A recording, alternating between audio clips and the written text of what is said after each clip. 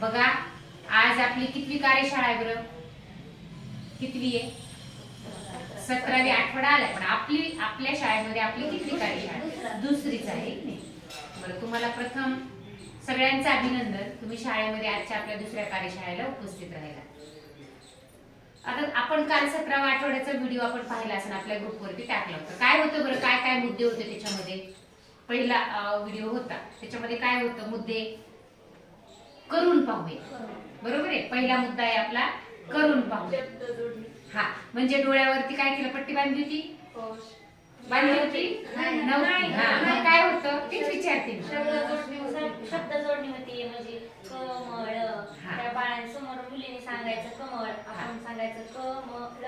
हा, म्हणजे काय केलं होतं की आईने मुलीला काय सांगितलं होतं? क म ल. मग हे वेगवेगळे अक्षर सांगितले होते. मग तिने काय शब्द सांगितला?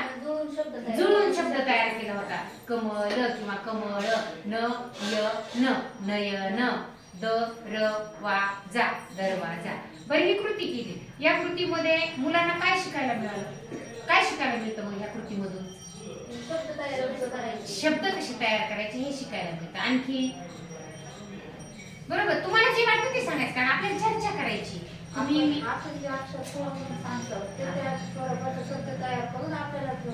बरोबर, ते शब्दांची जुळवाजुळव कशी करायची त्यांच्या लक्षात येतं.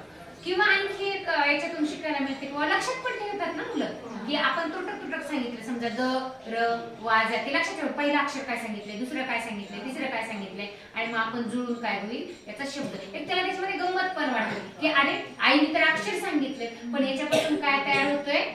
शब्द तयार होतोय. म्हणजे शब्द कसा तयार होतोय? अक्षरांपासून शब्द तयार होतोय हे आपल्या मुलांच्या लक्षात येते. बरोबर आहे. छान. पहिली ऍक्टिव्हिटी